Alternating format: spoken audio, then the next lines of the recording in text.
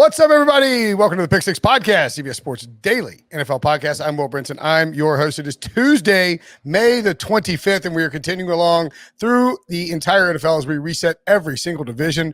On this episode, we will reset the NFC West with Jeff Kerr. Coming up, the rest of the NFC will be in the feed eventually. You can go listen to the entire AFC breakdown, plus a mailbag podcast in which I talked about the Carolina Hurricanes being up 2-0, which is no longer the case. They are now even at 2-2. Whoops, on my part.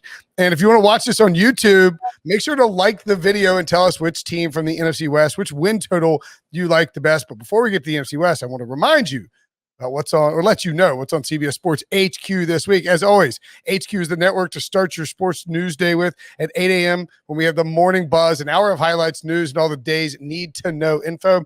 Come back or just leave it on throughout the day at 6 p.m. where we break down all the night's action, release dozens of picks from the best analysts and handicappers in the sports world. But this week is all about the action across the pond. HQ, you can find playing 24/7, 365 for free in the blue CBS Sports app on your connected TV, has 2 hours of lead-in programming ahead of both the Europa League final Wednesday and the Champions League final Saturday. And after the matches conclude, don't leave the app, as HQ will have extended coverage of both matches, breaking it all down with the best soccer minds out there. Like I said, go to Roku, Apple TV, Fire TV, really most anywhere connected TVs, and look for that CBS Sports app. Fire it up, check out HQ, and heck, tell us what you think about it on Twitter. That's how confident I am. You'll love the way we break down the beautiful game and all your favorite sports. Whew!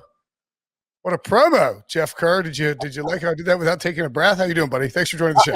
I don't know how you do it. I was trying not to blink that whole time. Me too. I was I don't know. I guess I feel even though my body is a shell of itself, I feel renewed with the vigor of watching a 50-year-old Phil Mickelson win the PGA Championship at Keel Island. Feels like you can do anything, no matter how old you are. Fired up. He's 65 years old. He's an avid golfer. He goes, you know what? I shot 74 today in honor of Phil Mickelson. I'm like, that's awesome. I'd love to hear it. I might do Phil's coffee diet just right before my 40th birthday. Just lose 15 pounds by doing nothing but drinking coffee and driving my wife insane. Anywho, I would go Wawa if that was the case. right. Devo's like, oh God, tell me when you're doing that.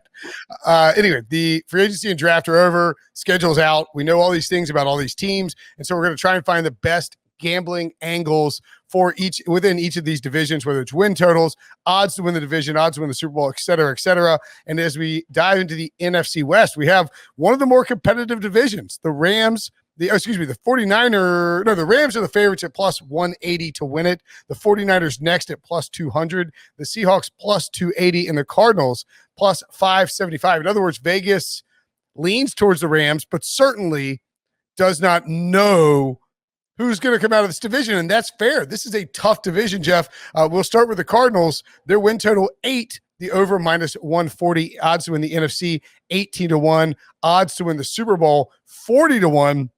Picked up Zaven Collins and Rondale Moore in the draft, and then scooped up some veterans, J.J. Watt and A.J. Green, some potential future Hall of Famers on the veteran free agent market. What do you think about the Cardinals? Any value in what they've done this offseason as it pertains to their win total? I thought they were the most active team in free agency in the NFC West. And like you said, the A.J. Green sign, I thought was huge for them. It's crazy to think that the Cardinals actually needed help at wide receiver, considering you have DeAndre Hopkins, you had Christian Kirk available.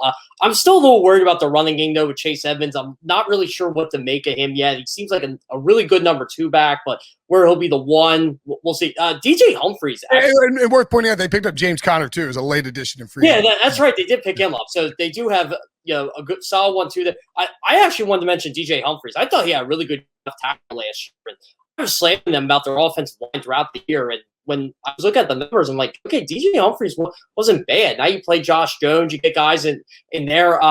Honestly, with the Cardinals, I think it just comes down to Cliff Kingsbury. Like, can he not have Kyler Murray throw the ball 40 times a game?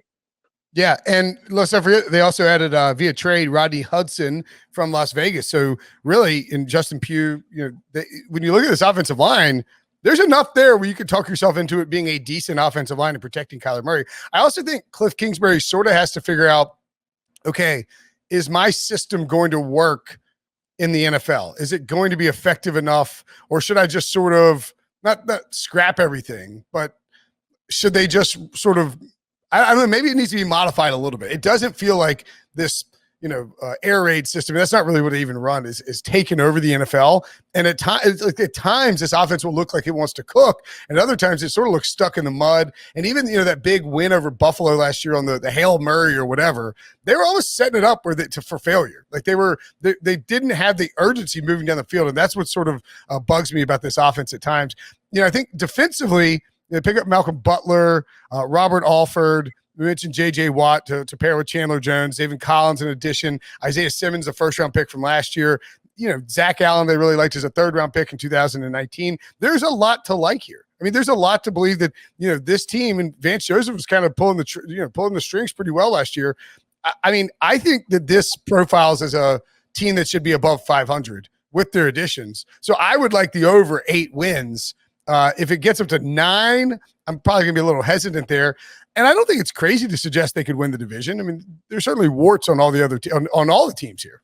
Yeah, honestly, Will, they should win over 8 games. They should have won over 8 games last year. Kyler Murray got hurt in week 7. Everybody seems to forget that. Like, they were probably going to be a playoff team last year if their star quarterback doesn't get hurt. But we want to be fair. They kind of lost their playoff berth the week before when they lost to a 49ers team that should not have happened. I mean, they were lucky that game was on Amazon. Yeah, that's a good point. I know you're right about the Kyler thing. He was playing it. He was in the MVP conversation, or did he get hurt and then he got in the MVP conversation? I can't remember which one it was, but that stretch after he got hurt, there's a 4 or 5 week stretch where he just wasn't playing that well. And he clearly wasn't Kyler. His rushing attempts were down. His rushing yards were down. And then he got back to where he wanted to be, and it was a much better team. So, yeah, it certainly they're going to rely on Kyler Murray to be healthy and play 16 games.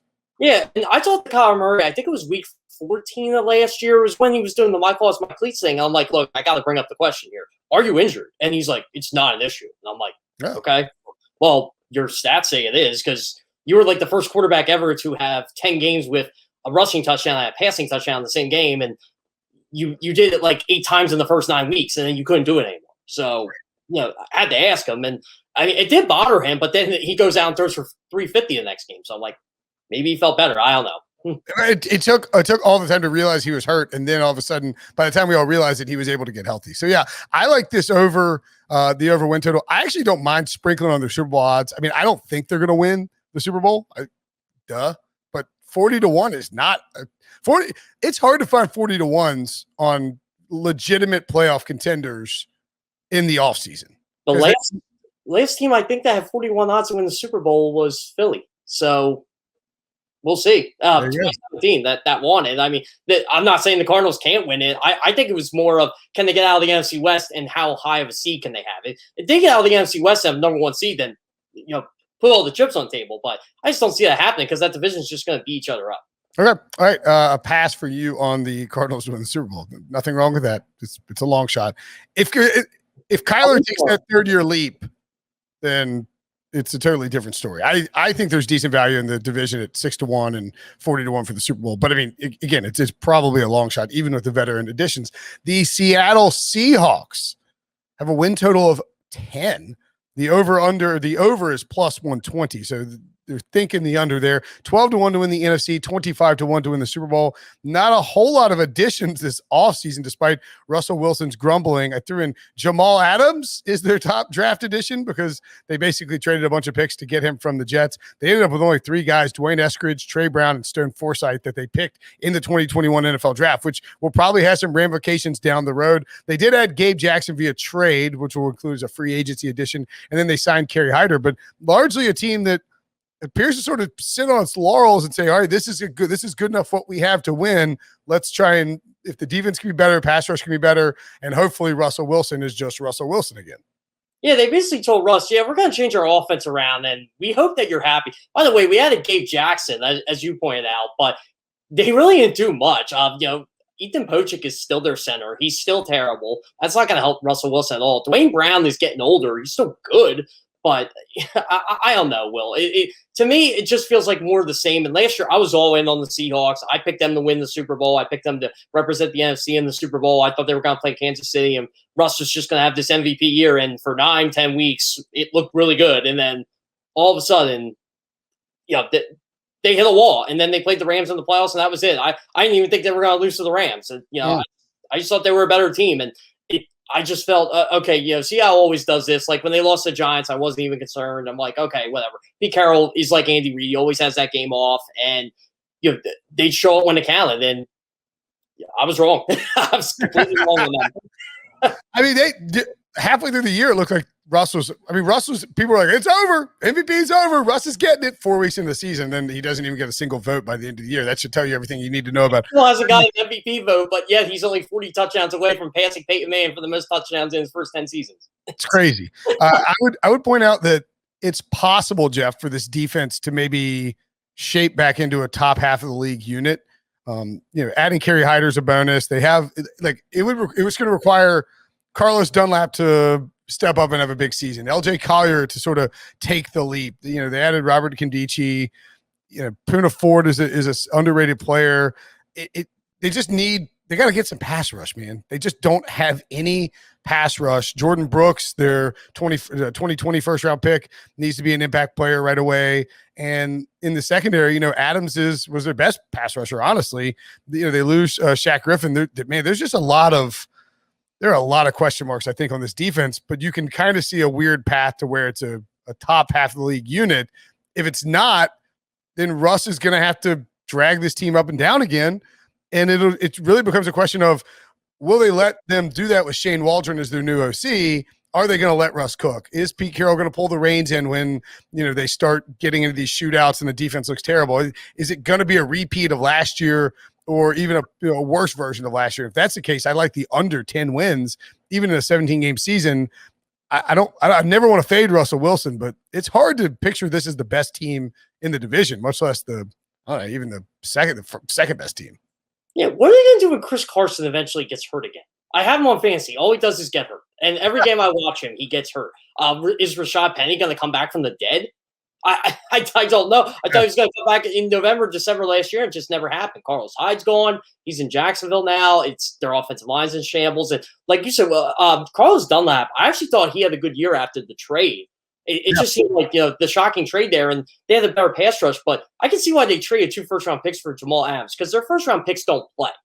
Jordan Brooks, LJ Collier, they just don't play. I'd love to see them get KJ Wright back. I feel a whole lot better about their defense if he would eventually sign with them again.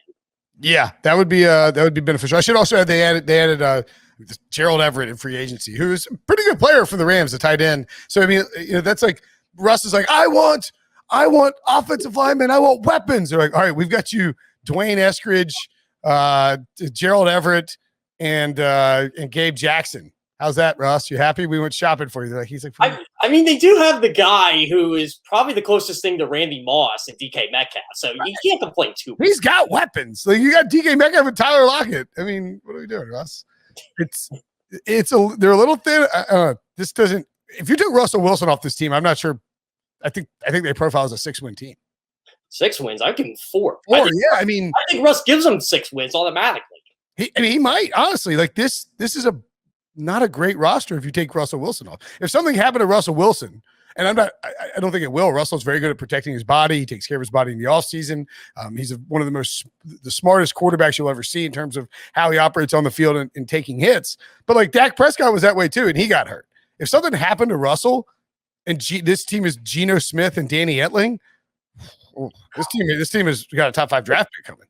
Well, if I was the Seahawks, the minute Russ gets hurt and misses like 4 to 6 weeks, I pull the plug and tank. Yeah, I tank and say, you know what? We're going to trade you this offseason 5 first-round picks to start. He is that good. Rustin for Russ, or whatever the offseason tagline would be. All right, let's take a quick break, and we come back. The 2 biggest contenders in the NFC West. The San Francisco 49ers have the same win total as the Seahawks, 10, except the 49ers are juiced over -150. Their NFC odds 6-1, Super Bowl odds 14-1. Of course, their top draft additions, Trey Lance, with that first overall pick that they gave a ton of picks for, and then Trey Sermon, who I'm in love with in terms of being able to become the feature back that Kyle Shanahan so much enjoys, like just the guy who can be the one-cut runner and take off. Trent Williams and Alex Mack added as well. This feels like a team, by the way, they still have Jimmy Garoppolo. It feels like a team that is very much in it to win it now, but also setting itself up for the future. And, you can find some holes certainly on the defensive side of the ball. offensively, there's no reason to think that this can't be one of the best offenses in football week in and week out, regardless of whether Jimmy Garoppolo is good or healthy, because you have the Trey Lance ripcord there. Yeah, they're loaded. I got to be honest. I think San Fran's loaded on offense. Getting Trent Williams back was huge for them. I guess they would have moved Michael Glinchey back to left tackle. I wouldn't see that as an ideal fit. They would have had to get someone in there. Maybe they would have been the team that traded for Orlando Brown and just went at that point. I don't know, but I'm like you, Will. I love the Trey Sermon pick. To me, he kind of reminds me of the impact J.K. Dobbins would have in Baltimore. Yep. And, we saw what Dobbins did. He basically set the franchise rookie record for rushing yards and rushing touchdowns. And I think he actually tied the rookie record for like 7 consecutive games of rushing touchdown or something like that. So I could see the impact Sermon has there. You have Raheem Mostert in there. Jeff Wilson is incredibly underrated. That's when I knew they were done. When Wilson got hurt, I think it was like, week 13 or something he got hurt. I'm like, okay, yeah, they're fit. Brandon Ayuk, everybody talked about Justin Jefferson and all these guys, what they did last year. Brandon Ayuk had a really, really good rookie season. Yeah, and you still have Deebo Samuel. You still have these all these wide receivers. Oh, by the way, George Kittle, I know you've heard of him. He's back. Yeah, decent player. He's okay. Yeah, I mean, he's only a record-setting tight end. I mean, right. What else do you want? And I don't even need to mention their defense. I just got to say, Nick Bosa, Eric Armstead, let's go.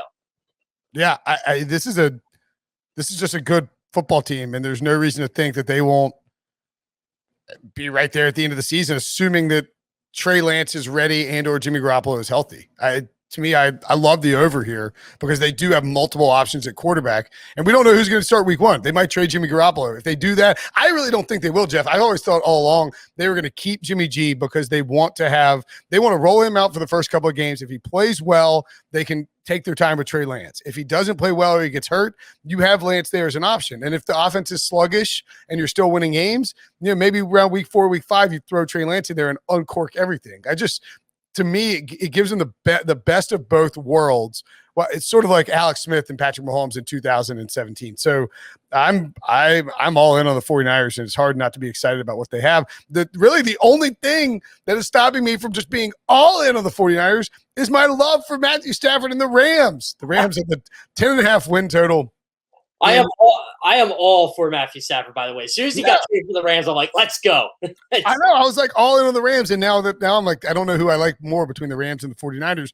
They have similar Super Bowl odds, 14-1, and NFC odds 6-1. Again, the Rams win total just a half unit or a half game higher, but with the juice, it basically evens out. The top draft additions were Tutu Atwell and Ernest Jones, and of course, top free agent addition, we're just going to Matthew Stafford via a trade. Any value that you see in the Rams in terms of the betting market? Well, I'll tell you what. What was their over? Were they 10? Were they like the 49ers? Were they 10 or were they 10.5? You remember? The 49ers were 10. They were 10? Okay. 10 over 150, though. So okay. So I think I would take over 10 for the 49ers. For the Rams, I'm going to take the over no matter what. And I'm one of Sean McVay's biggest critics at CBS Sports. I'm not a fan of the guy at all, but I will admit he's a really good coach. And now you actually have a legit quarterback with him. So there's no excuse for this man. This offense should not be middle of the pack, not with Matthew Stafford. Oh, by the way, you had Deshaun Jackson to the Rams, too. Oh, yeah, good point. A perfect fit for what they want to do. Yeah, exactly. So you have Robert Woods, you have Cooper Kupp, you still have Tyler Higbee. Your offensive line is the only thing I'm concerned about because they're old and they're this close to getting injured. Like, I just feel like Andrew Whitworth is a leg injury from being done. He is 39 after all. I mean, I know he – quote Jim Nance, Bill beats Father Time. Andrew Whitworth beats it every year. Right. But besides that, they're loaded. I mean, this is a team that I love the Cam Akers pick at running back. You still have Darrell Henderson. There's just an embarrassment of riches over in LA. It's a shame they're not in the NFC East because I think I would just put all my chips on the table and say, you know what, give me an over under at 13. I go for each of the Rams and the 49ers would win 14 games minimum in the NFC East. Hey, absolutely. Yeah. Who would beat them in that division? Would anybody beat them? Like I don't think so. I mean, no offense, the Eagles just aren't there. We'll get to the NFC. Yeah. I mean, I think they would be like minus 250 or minus 300 to win the division in those particular cases. So yes, absolutely. And by the way, speaking of those division odds, it's tough, man, to take. If you're betting on, the Rams are plus 180, 49ers are plus 200. I mean, to me, that's sort of like I said, I think the Cardinals are decent value at 6-1, but Rams and 49ers, you're basically coin flipping with those two teams. One of the other ways you could attack this is, wait and see who wins early. Bet it like it's possible it could flip multiple times throughout the season. You get a plus number, like plus 300, plus 400 on each of the Rams and the 49ers, depending on how the early season games go. So if you have a strong take that the Rams are that much better than the 49ers, then 2-1 is pretty good. But it's hard for me to put either one of those teams too far past each other. There's got to be some prop bet too for Matthew Stafford over under passing yards. Like, do you even do an alternate line? Like, I seriously would consider putting that guy at like 5,000 passing yards and taking the over and seeing how much money I could get. His MVP odds are like 14-1. So I take that. His passing yards over under is probably 4,300. I like that alternate line idea there. Will Matthew Stafford throw for 5,000 passing yards? You think you'd get 20-1 on that, or 10-1, 15-1? I don't know. He's done it once too, so that's a lot of yards. Do this. Oh well, and with 17 games too, it's actually very possible. Yeah, I always forget we have a 17-game season. Like I'm doing like the Eagles game by game prediction right now. I'm like, oh yeah, that's right. They play 17 games. Why is this taking so long? It's extremely annoying. Extremely annoying. Okay, so any value for you? Anything? Just to recap the NFC West, anything that stands out to you, Jeff, in terms of what you would want to bet on? I would go Cardinals over, 49ers over. Bet the Cardinals to win the division lightly. Oh, and I like Trey Sermon to be offensive player of the year, offensive rookie of the year. Excuse me. I would take that. Honestly, I would probably. I know it's an easy one. You're not going to make much money off of Aaron Donald, defensive player of the year again. Why not? He's one of only 2 guys to win, or 3 guys to win at 3 different times. You might as well take it the 4th. They're still loaded there. I would take the Cardinals to win the division just because of their odds. Like, as you said earlier, Will, anybody can win this division. I would take the Seahawks under on the win total. I don't know. I like the Seahawks a lot. I'm still a huge fan of Russell Wilson, but this division's loaded. Like, someone's going to not be good. And I should say not be good as in they're going to be 7-9, 8-8. And for the Seahawks, that's just rare for them. Like, the Cardinals are good. The 49ers are going to be back. They were the team that fell last year because of all the injuries. So they were 6-10. The Rams, we know what they're going to be. They're going to be back in the mix. If the Rams go 9-7, I'm going to be – sorry, John Breach. I'm going to be on a crusade to get Sean McVay fired. No, that's fair. 9-7 or 9-8. Yeah, 9-8. Yeah. 10-7 or 7-1. How about we go that one?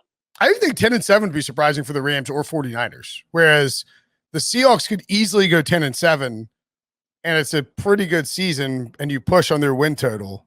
Whereas, but it wouldn't be surprising if they're 9-8. Like, that wouldn't be shocking. By the way, that's a good call on Aaron Donald. He's 4-1 to win the Defensive Player of the Year, which is not good odds. But the guy just wins it every year. Unless it's just a absolutely dominant performance from another player.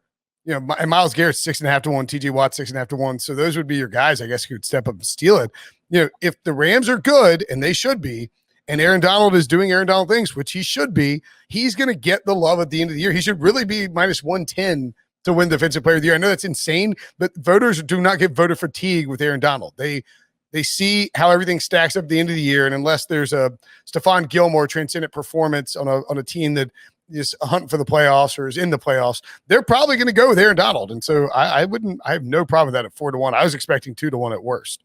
Yeah, and you and I both know too, when they do the Defensive Player of the Year, they don't look at, what's the opponent passer rating against Stephon Gilmore. They just don't do that. They ignore that all the time. Like, they'll say this guy had a good year, and then you look at the advanced stats, and they really didn't. But Aaron Donald, they look at defensive tackle, they look at sacks, and they look at pressures, and he's completely ahead of everybody in that category.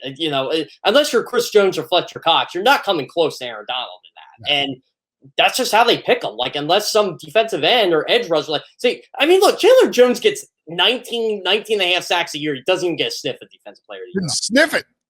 And he's back this year. By the way, that's another reason why we should pick the Cardinals, because he's back. That's right. Chandler Jones back for sure. All right. Good stuff on the NFC West with Jeff Kerr. We'll be back. We'll talk to you on Friday about the NFC East. So make sure to subscribe, rate, and review, and check out your feeds. Thanks, Jeff. Yep, no problem. Thanks for having me on, Will.